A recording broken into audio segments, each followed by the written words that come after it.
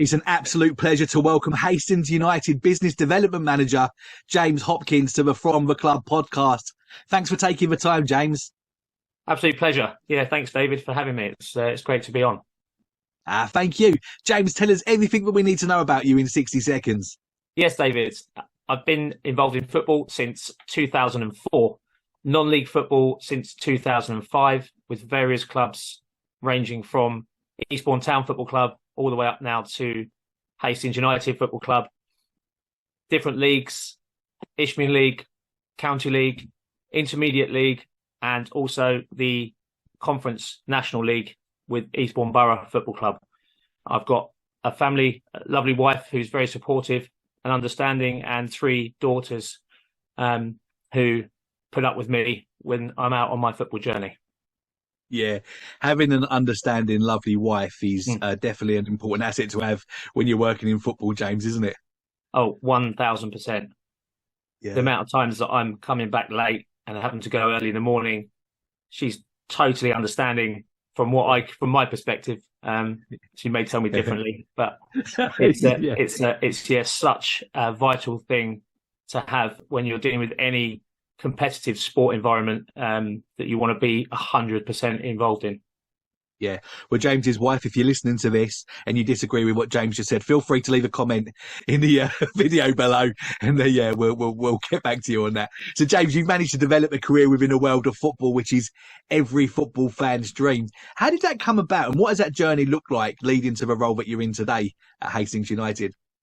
Well, when I started, it was volunteering. That's what I've got to say to a lot of young people that want to get involved in football or any sport. I volunteered for about 20 years, unpaid. While I was developing a career in real estate sales, I helped non-league clubs. Eastbourne Town Football Club was my first, and I met so many great people along the way that influenced how my work ethic developed. Rupert Imich, Roger Adams, Roger Cooper at Eastbourne Town. There's many more there at the moment, but those are the 3 that I knew that they were driven, focused to develop this football club, but on a voluntary basis because they had the passion for football. That later developed into me moving on to Eastbourne Borough Football Club. Len Smith asked me rest in peace, Len Smith asked me to come and be involved with Eastbourne Borough. And I developed a business club there called Borough Means Business, which was highly successful. But what I will say is the characters I've met along the way helped me to understand how hard you have to work for not much money back. And in fact, a lot of them have given their entire lives for that. Len Smith, Mick Syndicum on his tractor, and Mike Spooner. They were the founders of that club, along with Mick Grimer. And those were really great days for me. That was 2009. That then developed onto me working for the Albion Foundation, Crawley Town Football Club, coaching young children to develop and understand how we can then develop that into a paid coaching role alongside other work. I then met Ben White again. We reconnected. We knew each other at school. And he had a successful business, Skill Tech Sport, that was delivering a U19 program with East Sussex College Hastings. And we met and said, how can we develop this business into something that's so much bigger, that now involves junior schools, infant schools, secondary schools, colleges, football tours. We've got 2 female players going to America on scholarships through our scholarship scheme. We've got a partnership with, and we now have contacts with clubs that we've got partnerships with in Ghent in Belgium, Real Oviedo in northern Spain, and down in Salou. And all that in the space of 2 years. But those 2 years wouldn't have been able to happen if I hadn't have done 20 as a volunteer and been influenced by all those great people about how important it is for the work ethic and to basically learn from other people. I've stolen everything from other people and just tried to put it into my own character and my own willingness to succeed, really, to be fair, David. Yeah, James, that's brilliant. I think it's one of the most underrated things within the world of football: relationships, investing in relationships, authentic, real relationships, because it's all about people, isn't it? You've just mentioned loads of people that have been significant for you. It's all about people. It's all about people. And the main thing that we've now focused on at Hastings United is, everyone says, well, we need to go out and sell. I've flipped that on its head. We don't need to do that. We need to engage more with the community. Yeah, if we engage with the community and have the community come down and watch us and support us and be involved with us, then they will just want to be part of whatever we're doing, which then will generate income through events, through sponsorship, through partnership. And that's what's happened. It's been a crazy journey for literally 12 months. So tiring, but so rewarding. And now we're seeing the fruits of our labour with the announcement of our latest large shirt sponsor, Kurt J. Lesker, who are based in Pittsburgh in America. Now, that is just crazy for an Isthmian League Premier team to have a main shirt sponsor based in Pittsburgh. It's just crazy. But that's what happens, you know. You just keep chipping away and things happen. So, yeah. Well, tell us about that, James. How did that deal actually come about?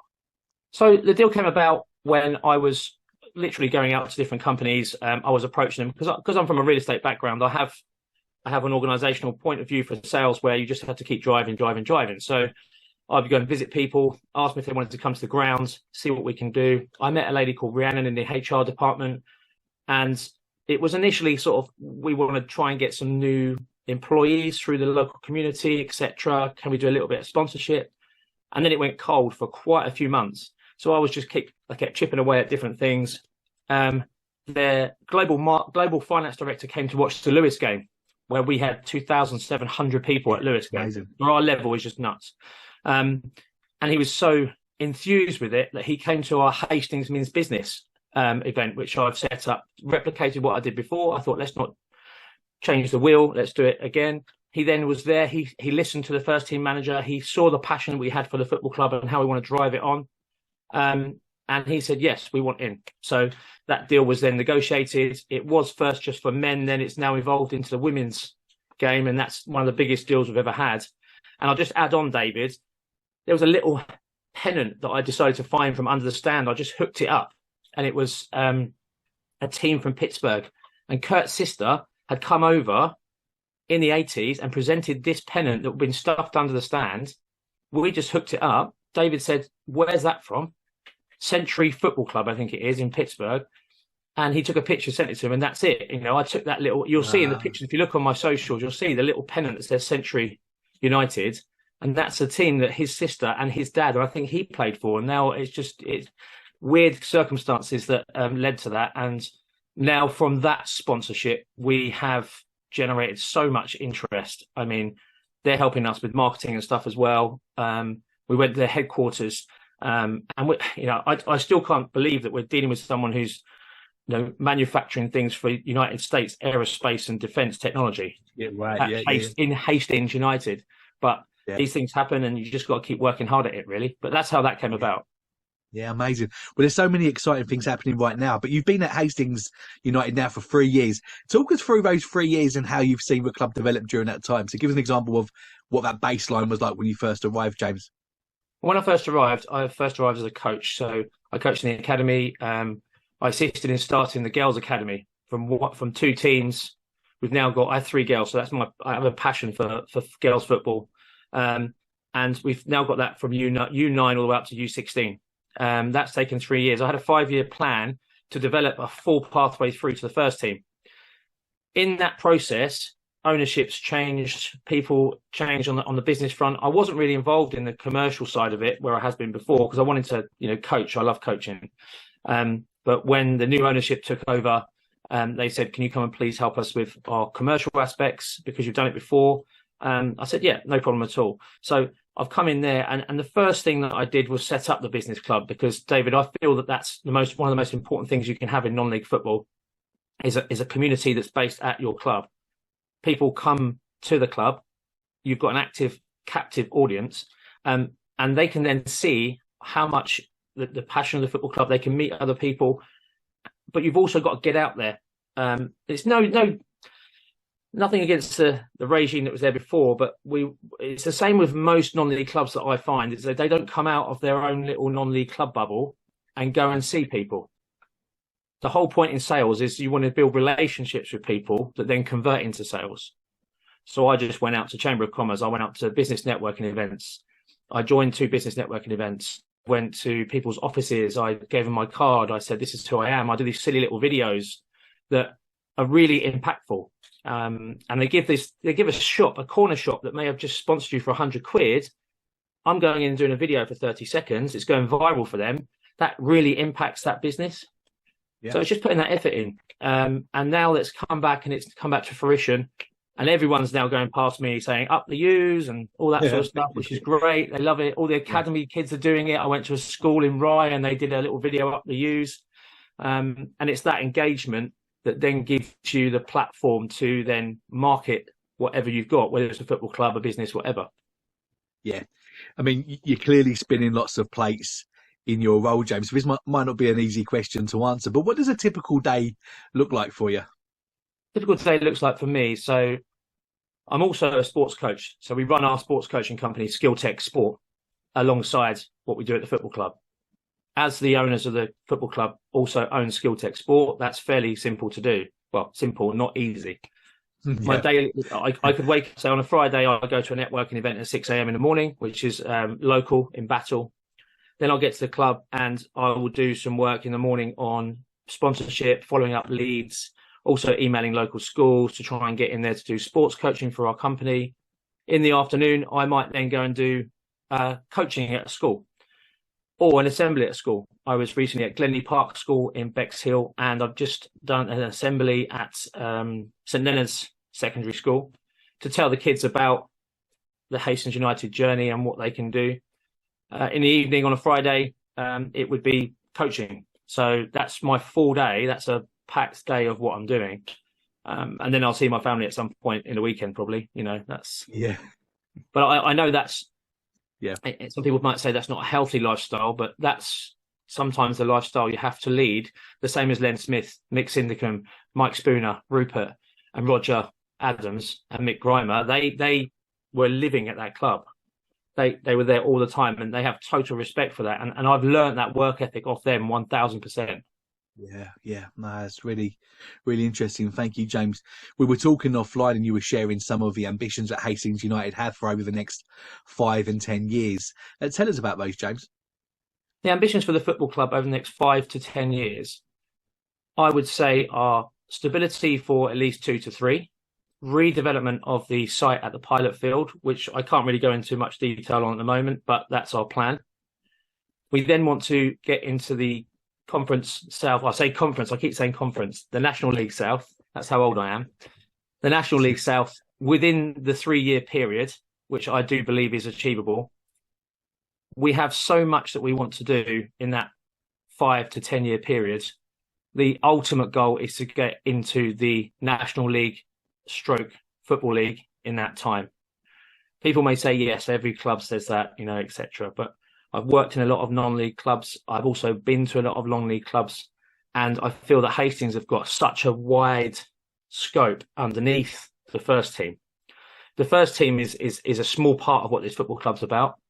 And to have 2,700 people come to watch you, to me, as someone who's in sales and marketing, I'm like, that is crazy, because you can see that growth gradually building. And all it takes is a couple of promotions and you're there. And they're the only club in the town, which does help as well. Yeah. But it's run by proper football people who know their vision. And they're not scared. They know exactly where they want to be. They want to be in the Football League in 10 years. That's exactly where we want to be.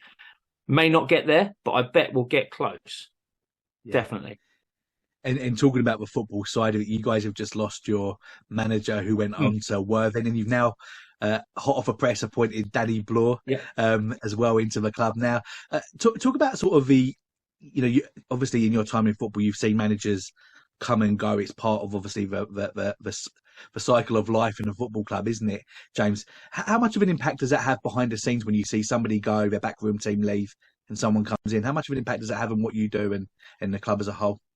So how I look at it from my perspective, it may be different from others. It doesn't impact me at all because I have a plan off the field. What happens on the field, I can't control. But what I can control is the positivity around the football club off the field, the kids, the families, the community. Obviously, the supporters will be anxious about what's happening, where's the manager on. But what I will say, from Hastings' point of view, the managers that have gone on, if you look at Gary Elphick, he went to Worthing, yeah. He's now bounced to York City. So he's developed as a coach. You've got now Chris. Chris has gone from Brighton Hove Albion to Hastings back into first team football, been really successful in a short period of time, and he's bounced up to Worthing. Now, good luck to Chris. Fair play. He's got to think about his family, his income, and his ambitions.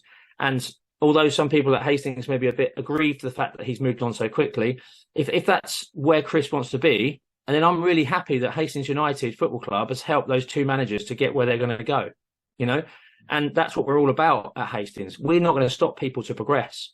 We're a progressive club. So if we want to progress ourselves, we can't be stifling other people's success and progression.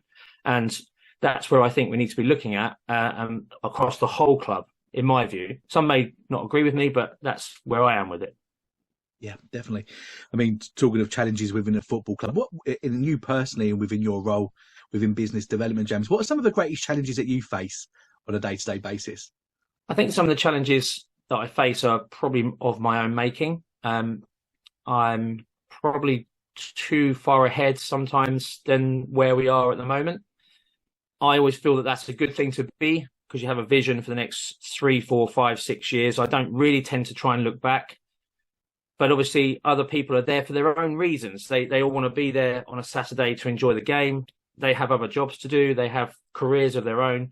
And sometimes I forget that. And that's something that I've got to work on a personal point of view. And that's a challenge for me.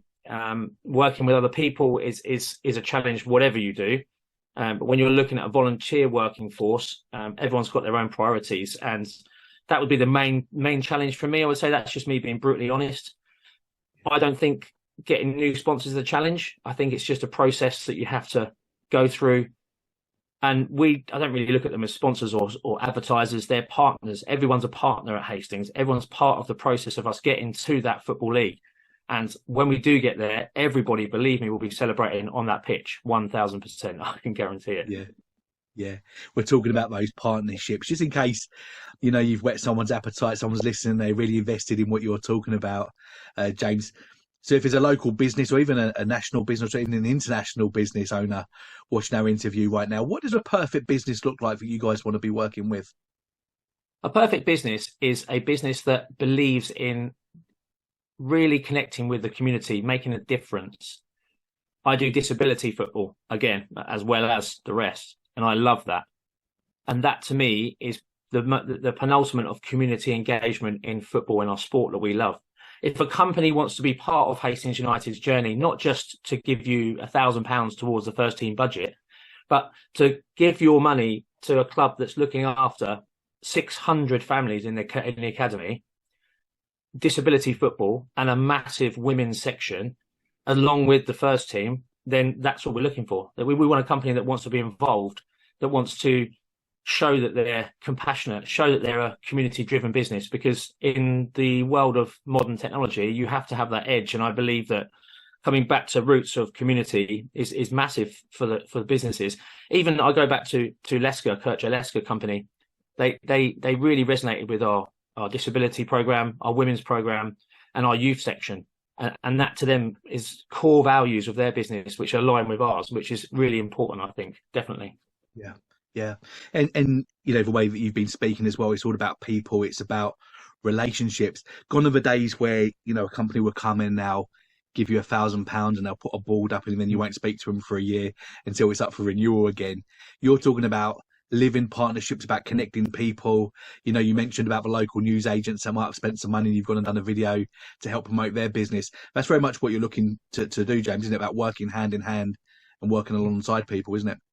Yeah, I mean, obviously, what I do is very busy, but I love it and I really enjoy it. So it doesn't feel like work to me. But those little videos, how quirky they may be, they then give that little element to that small business. I did one recently with Kircher Leicester in their foyer. So they turn over millions of pounds a year. They're a very successful manufacturing company. But then I go down to RD1, I mentioned, clothing in Mickey. It was my first video. I thought about it on the way to work and I said, Mickey, I'm coming down to you. We're going to do a video. I want to try something out. Now, that little shop in Hastings has the same exposure as the multi-million-pound company. Yeah. So we can offer that just by doing these quirky little things. And it's just trying to find ways that I can add value back to the sponsor. some football clubs will take the money, put the board up, and that's it. You'll never hear again from them. With Lorna White coming over now to Hastings United, working alongside Hayley Clout, and that little unit we've got there in our commercial department, we can now keep in touch with all our sponsors. We can invite them into Hastings Means Business. We can invite them into. We've got an ICSA knockout today, and I've got a team, and hopefully we'll win. And that event is a community event. It's a community event that we're inviting all the sponsors to. So it's making sure that everyone's part of it. And no matter how small your business, we want you to be involved with Hastings United Football Club. Yeah. I know they don't come around very often, but whenever you do get a quiet 10 minutes and you can put the kettle on and make yourself a cup of coffee, James, and sort of reflect back on your football career so far, what are some of the career highlights and what are you most proud of so far? I'm very proud of achieving my UEFA B licence in 2007. In those days, it was very much a selective process of ex-pros that got the B licence. You know, I don't mind saying I had to go back twice for my assessment, but I managed to pass it. It was hard work. But that then set me on a nice little stall to develop in the coaching environment and gain some respect from peers, believing that, you know, obviously that's quite an established qualification to get. I got that on the back of an inspiration from my friend Peter McCann, who actually has been in America, in Austin, Texas for 23 years, ex-Barnet pro, and we went to school together. And his coaching journey inspired me to do that. I then looked at the business side of football, and highlights for me recently, Chris and I, with one of our directors, went to meet the vice chairman of Hull City Football Club at their stadium. We did a presentation to Hull City, mostly on possible loan players and development of what we're doing at the club. And that was a massive highlight. You know, it's a professional football club. I'm going from Hastings, driving from Eastbourne to Hull in one night, coming back, roller coaster ride. And that was a massive highlight for me. But one of the major highlights I got was when I was working at Eastbourne Town, and Eastbourne Town in 2007-08 first got promoted to the Isthmian League. And that was an achievement that was done not with much money, and it was done wholesomely. A.D. Colwell was a great manager in those days, and I remember these little bits, and they spur me on for where I am now. And sometimes I'm guilty of forgetting what we've done, because we're always trying to strive to do more. And that, to me, those were definite highlights for me in my football journey. Definitely. Yeah. Well, you mentioned your UEFA B coaching license, James. What are your career aspirations? Do you think that one day we'll see you in the Hastings dugout one day? Well, surprisingly, I will be in the Hastings dugout if I've now just been appointed the women's DS manager, and that's part of the journey. So it's not really, you know, it's part of the 5-year plan for the academy, in my view. So we've managed to establish the academy from U9 in girls section to U16. We have a first team, but we don't have the middle glue bit to basically develop players from 16 to first team. So I've taken on that role, and that then links in with the college programs we've got, East Sussex College, the Marsh Academy, and other outside sources. And it's just trying to gel that together. I've never really never aspired for a first team role, because I feel that I'm more of a development coach. I like to see players develop and grow and move into those next stages. And for me, aspirations wise, I believe it's difficult to quantify it. I could probably see myself more in a coach development role, player development, coach development, helping younger coaches to develop as coaches and give them support. Because when I was younger, you just had to fend for yourself. Yeah, you had to volunteer. You had to get up early in the morning. No one really was there to help you, because it just wasn't the done thing then. You know, that's what we're talking about. That's 2004-05, right? When I did my level 1. And now we're all in a culture of supporting each other and making sure that young people can get the opportunities. And through the college, through Hastings United and through the Girls Academy, we've got so many young coaches that need support. And I can see myself giving a lot back in that view. But other aspirations, I'm too old for that, I think, now. Otherwise, I probably wouldn't end up with a wife and a family if I did that, to be fair. And you've just got to look at balancing it out and what you are capable of doing. But I'm really proud of what I've done so far. And I'm doing a degree at the moment in sports coaching and fitness, which I've managed to fit in. and that will just, I think that what they'll do is that encompass all I want to do regarding the sports coaching environment. So yeah, definitely. Yeah, brilliant, James. We've already shared lots of golden nuggets for anybody interested in becoming involved with football. You was obviously talking about relationships, and just before we go to our break, I'm interested, do you have any other sort of advice if there's somebody who's weighing up their career options and they're thinking about wanting to get involved with a beautiful game? What other tips would you give them, James? You just have to persist and don't let anyone tell you can't do anything. Basically, I would go and watch coaches. I used to watch Chris Agata's sessions in the pouring rain from the dugout after I've done my sessions. I'd make notes. People might say, oh, yeah, that's a bit weird and sad, but I've developed so much by watching other coaches. When I was at Albion Foundation, I went down and watched the pre-academy sessions in my own time. I didn't get paid for it. They were 2-hour drive away sometimes. But I would learn off other coaches, work with other coaches on a voluntary basis, build up a CV, and try and do as many courses to develop the part of what you want to do yourself. I do courses all the time now. I literally do marketing courses. I'll find out about sports sponsorship. I'll find out different ways of doing things that we can develop at Hastings United and develop myself. But the main golden nugget is personal development is absolutely key. You need to keep learning, and you need to learn off other people. That anyone that's better than you or that perceives to be better than you, go and learn off them. Steal nuggets off them. Ask them questions, because I believe me, they will sit there for hours and give you information that you can only find out probably by reading 40 books. You can find it out in 5 minutes by sitting with someone that knows what they're talking about. So that would be my golden nugget, definitely. Yeah, so good. One last thing I want to find out before we take a break is you mentioned your football tour business. Just tell us a little bit more about that, James. So when I started working with Ben again, I decided that I wanted to do some travelling. And he said, well, let's just set up a tour business. He did one tour with Hastings. So we had a link with VC Nazareth Football Club in Ghent in Belgium. We took a group of players from Hastings United Football Club over there on our first tour. It was brilliant. Loved it. They get to play 2 matches against competitive teams. They train. They get to go on excursions. So we replicated that. At the same time, we went to the United Soccer Convention in Philadelphia, Ben and I, for a whole week. And we met so many people that do tours and that do lots of things. Because soccer in America it may not seem big, but on the youth section level, it's massive. My friend Peter, he flew over from Austin, and we got to spend so much time with him. Hadn't seen him in 20 years. And to us, that was brilliant. From that, we learned that we can do anything we want. So we partnered up with a company in Salou in Spain, and we've delivered a football tour for 50 boys to Salou in Spain. We've just completed our 6th tour of Belgium in the space of 2.5 years. My colleague Georgia led that tour. And we've been to Real Oviedo in northern Spain to do a recce, just to see how we can work with them. There is an appetite for people to go on tour. There is an appetite for children to go out and learn. And I feel that by giving them the experiences of going to a different country, learning new cultures, learning different ways of behaving, and that the world is a bit bigger than Hastings or Eastbourne, it gives them that opportunity. Also, it gives our coaches an opportunity. It gives me an opportunity. If I want to go to America, I'll go to America because I'm going to go on business.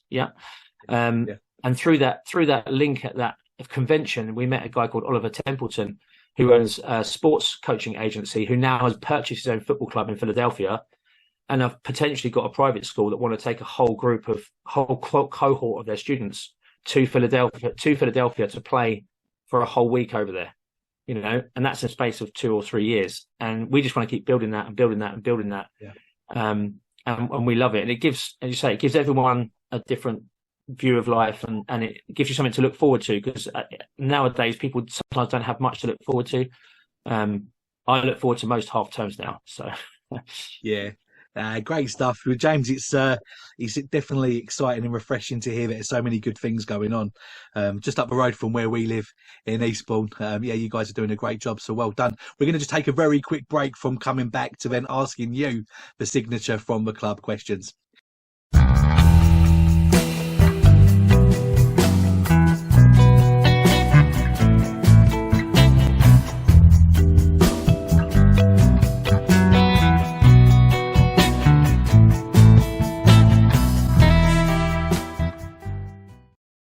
James, as you know, as a business, we're all about official signed memorabilia. So these last few questions are all memorabilia related. Are you ready? I am. Go. Okay. Have you ever asked anyone for their autograph in person before? And if so, who?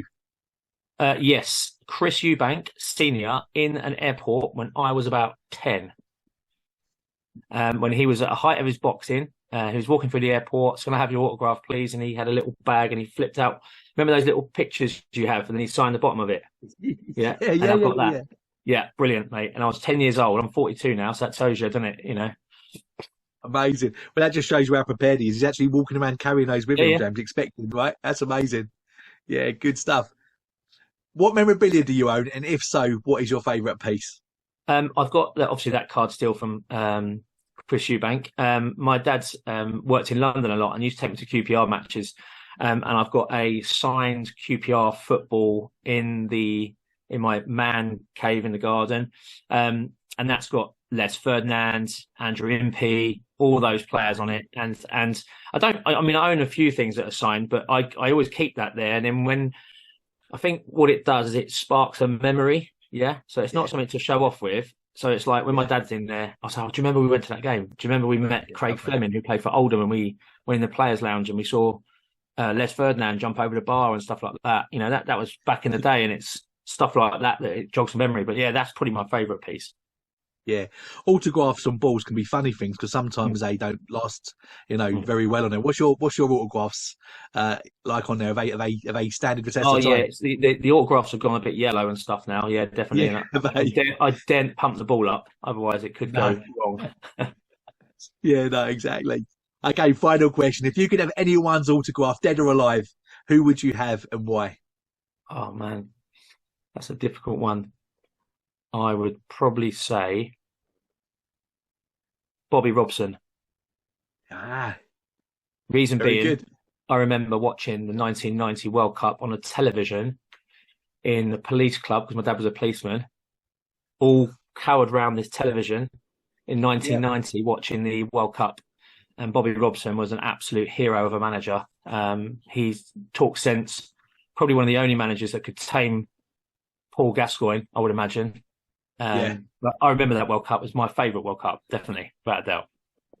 What a guy! Well, James, nobody else will be able to see this other than you because you're going to be on the screen. But can you see that? It's blurry. Oh, is that? Yeah. It's probably going to pick up your head only, your face, isn't it? Oh, is it? Oh, Is that's that a shame. Bobby? I'll have to show you afterwards. Yeah, Bobby. Yeah, that's on my desk of him in his England Oh, blazer.